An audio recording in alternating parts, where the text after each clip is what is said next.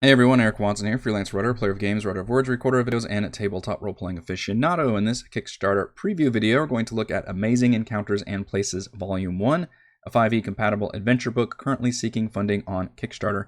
This preview has been sponsored by the publisher, and a sample preview copy has been provided, although it's actually available for everyone to download from the Kickstarter page. If you enjoy my videos, consider supporting me via patreon.com/Rogue Watson. Amazing Encounters and Places is designed by Christian Zeuch for Dungeons & Dragons 5th edition, and I have had the pleasure of reviewing, it feels like almost a dozen of the designer's Encounter books, and if you've been following my channel for a while, you've probably seen a bunch of them. Encounters in Saltmarsh, Encounters in Ravenloft, Encounters in Icewind Dale, Encounters in Candlekeep.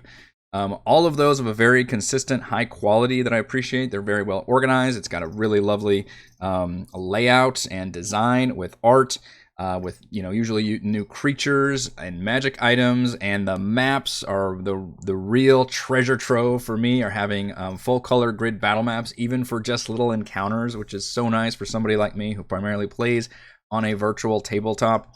But what happens when the designer is unshackled by the constraints of a pre-written campaign adventure? Well, that's what we're going to see with Amazing Encounters and Places, because these are all original settings and locations. There's swamps, there's forests, there's mountains, there's floating islands of different land masses, and the same really great consistent quality applied to completely original content. And what I really appreciated, and we're going to take a look at the sample, which is the Sky Isles preview. What I really appreciate is that they're all actually linked together. So if you wanted to, as a DM, you could just pick up and drop in whatever little quests or encounters you wanted to. And again, these aren't like supposed to be huge adventures by any stretch. These are just little things that you would encounter on the way to the real adventure, quote unquote, which is still good content to have. And yet what the designers have done here is link all those encounters together and create these little mini adventures. So if you actually wanted to run this whole area as its own self-contained side quest, I think it works really well, at least based on the preview we're going to take a look at of the Sky Isles. So I was very impressed with the way it's structured. I really like having the overarching plot, and it actually does have a pretty compelling beginning, middle, and end, which is far beyond what I would consider a drop-in encounter book to have. So what is included in the actual Amazing Encounters and Places Volume 1? Well, we get 8 of those locations with varying regions, including forest, swamp, mountains, and floating islands. Each location features its own story and linked encounters. There's a total of 56 encounters, 8 locations, 7 per location. You can do the math there. 64 unique full color maps, which means a little bit more than one total full color grid battle map for location. However, there are variants of all of those maps, meaning the default might be a gridded map with daylight. Well, then you can get non-grid maps. You can have nighttime. You can have rain and weather effects on top. So the total there is like several hundred, which is awesome. Over 40 monster stat blocks, including 20 completely new creatures and over 12 new magic items. And that is a pretty solid damn deal. We're going to get to the actual pledges after we take a look at the actual sample that I have, which is the Sky Isle. So this is available to everybody. You can literally just click a link on the Kickstarter page and pull up what is literally almost a 50-page encounter book that frankly rivals a lot of the content that I've already reviewed and all those ones I listed off at the beginning of the video. It's that long. It's got all the quality. It's not like a under construction booklet here. So this is very generous for the designer to offer this much content, and then you can base, as I have based, your opinion on this one and extrapolate that basically times 8. And the Sky Isles is probably a cool one to do because obviously it's a very unique, exotic location. It's the floating island. I believe the word is earth motes, they say in the Forgotten Realms. And this is a very classic, secluded monastery. It's a little bit cliche in that way, but I appreciate that it has its own storyline that involves these monks that have fled their monastery because it was burned down by an evil demon called a Bakaneko. And so they've trained to be they've trained with fire. They've grown resistant to fire, literally in their stat block, and they call themselves the Way of the Phoenix. They're the Clan of the Phoenix, and they're all different Phoenix monks. And all these different monks are given their own fun stat blocks, kind of similar to what they did, with like Prince of the Apocalypse minions, where they all have some similar abilities, and then they scale from all the way from a CR half like grunt to the actual CR 16 Master Phoenix monk, of which I believe there's only the one. So we get a little bit of history, a little bit of background that explains all that information if you wanted to use that. They have this village called Neverdark. Obviously it's a pretty nicely defended village because it's just hard as hell to get to Flying Islands in general. And the way this area is a little more unique to compared to the others because it's a little harder to get to. So the actual first couple encounters are designed to bring the players essentially to the actual village itself. And I believe it's the third or fourth encounter is literally just pretty much the village. It's not even, encounter is just not even the proper word to use. It's almost doing a disservice to say encounter. It's really building up an entire town with multiple events. At that point, it doesn't become an encounter. This is just content. It's just an entire, it's a hub of multiple things you can do, multiple events. There's NPCs, there's different shops you can interact with. It's way more than a normal encounter. One of my favorites, so it begins with you chasing a bunch of those cool winged leopards. It reminds me of what that Disney Plus show is that's got not Sophia the First, but there's a related one where the princess has a flying leopard thing. Anyway, you can follow them up into the Earth Moats. Is a really cool map here where you can see they're suspended by rope bridges and follow them along. And you can really don't even need the map for it because it's not a combat encounter necessarily, except towards the end you could make it a combat encounter by just throwing in manticores or chimeras, or if the players are tier 3 or tier 4, throw a dragon at them. What the hell? If you're wondering, why aren't these normally organized by level, because a lot of the previous ones that I've reviewed from this designer has organized different encounters by level or by tier. Well, in this case, the entire book scales from level 1 to level 20, which is a little nuts, frankly. It does have suggestions. For example, at the very beginning of the Sky Isles, it does say recommended tier 3, which kind of makes sense because, if you fall as a lower level, you're just screwed. Whereas, higher level players typically have magic items, or they have spells or things at their disposal where they can maybe rescue you from being an instant death if you happen to just miss a step and fall down. So there are recommendations, but you could still scale it for multiple different tiers of play, which is awesome. And that's actually true of every single encounter. Includes not only the scaling monster encounters, but also like the DC checks, for example. Like all the different skill challenges would be scaled for different numbers there. So, and different damage or different saves, any of that stuff would have different scaling numbers, which is just really, really helpful to have and helps open all of this up to be very moddable. One of my favorite encounters is almost like a platforming puzzle, which I don't see very often in D&D, which is essentially crossing these floating blocks to actually reach the village of Neverdark. And it does some fun things, like it does the Indiana Jones Last Crusade of the invisible block, which I think is always a fun trope. There's sections where you have to make jumps. There's sections where you have to take apart different, parts, these wooden like slats of a block and build a bridge. There's a pole vaulting. There's a part where there's a bunch of mud and these monsters come out, which again completely depends on what level your players are. They could be mud mephits, they could be an earth elemental, it could be golems. And then as soon as one person completes that event or triggers it, then the other stones float up. So you don't have to do the pain in the ass like every single person has to come through and do this, which I'm thankful for that. Instead, only basically the lead person has to decide how to get through each challenge, and then everybody else can jump up there. Although it does mention the fact that, hey, if your players are high enough level they can just fly over everything, as I'm sure we've all been there as DMs, then just throw one of those flying encounters at them that we just looked at in the very first encounter. Throw a chimera at them or something. Give them a challenge somehow.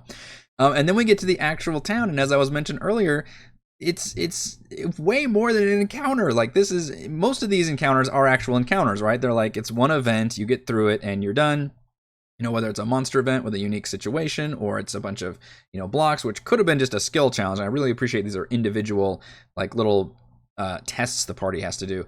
But then you get to the Sight for Sore Eyes encounter, and it's literally just this entire village. And there's multiple locations, there's NPCs to interact with, and it becomes kind of the hub for essentially this entire area because it's generally a peaceful village. Now it'll be really interesting to see how the other encounter books work, if they all have like a central non-hostile village or Tristram kind of hub town that you can base off of and then go from there, or if some of them are way more dungeon crawly, where the whole area of this evil swamp or evil forest is just all bad and evil, and you have to go from there. Maybe even the village is messed up and haunted. So I don't know the answer to that because I have not seen the rest of the encounter books. But based on this one, it's actually very friendly. And the party can do a lot of different events, including having a cool sparring match between a monk and a player, where they try to knock each other out of the ring, and they have certain rules.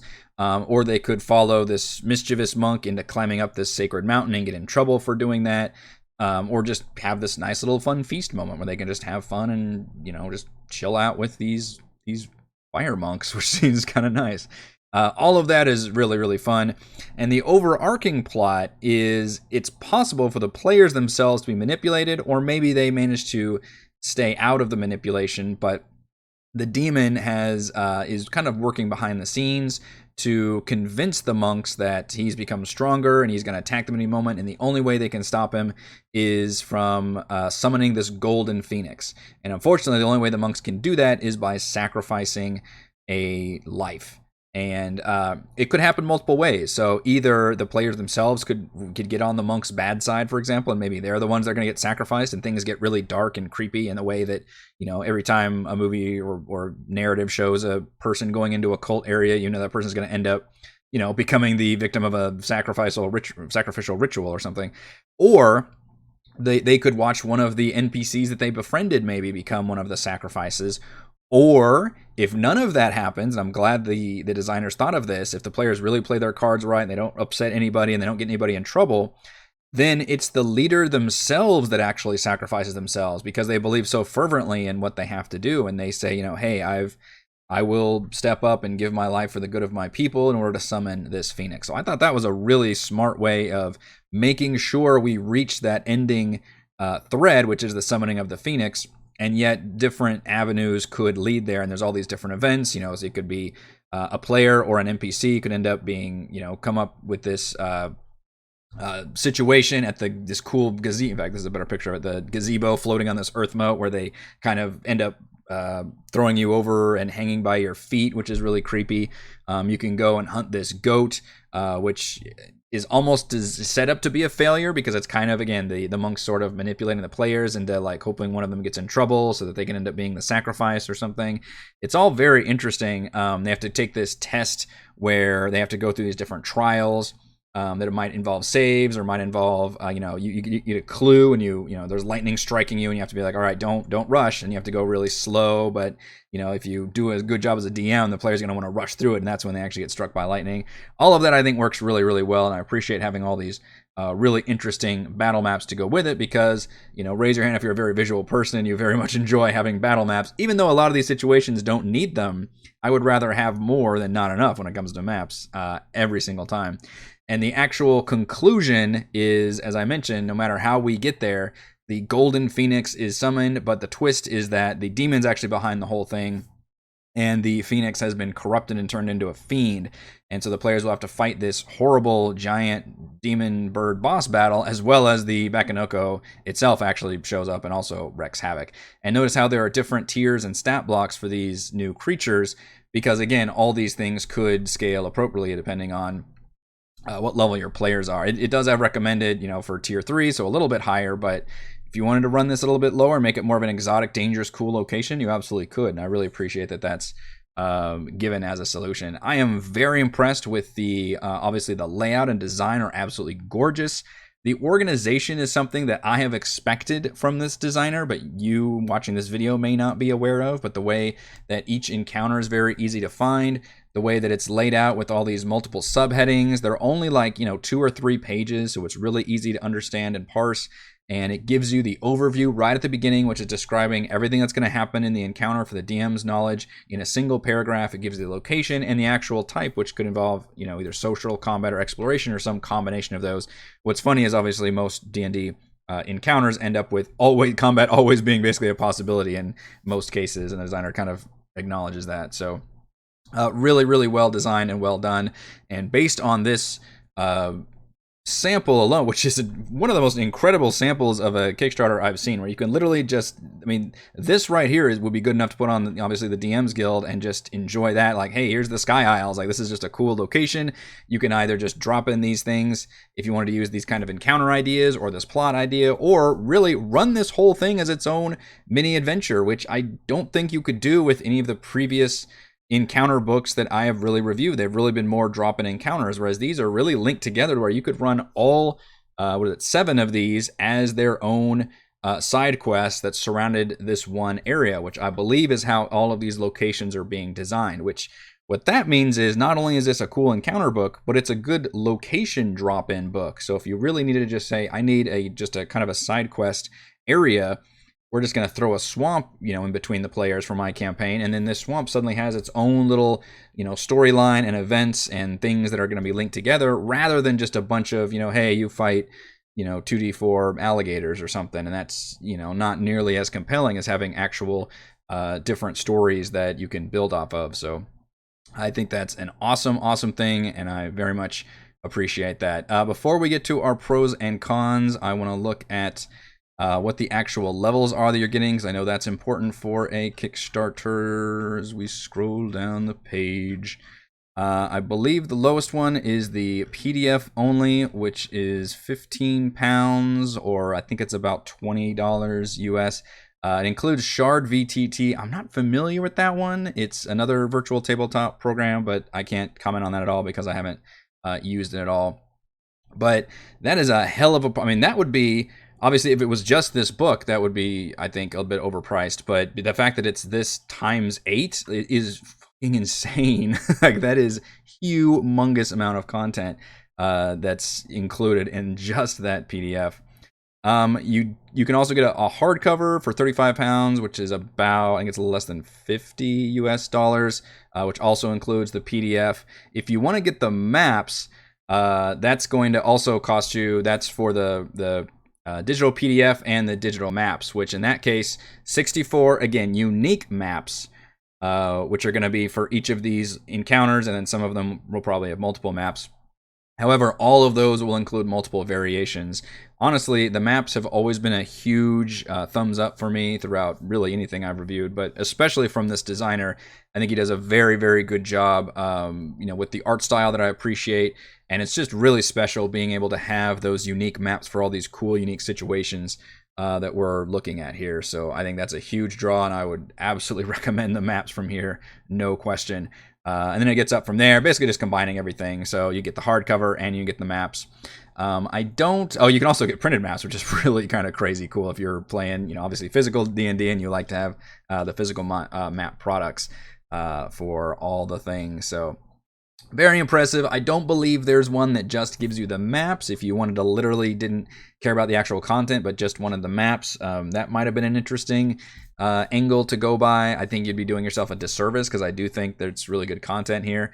I also wonder if it's too bad you maybe couldn't have done an a la carte system, or maybe combine some of the locations you liked more than others.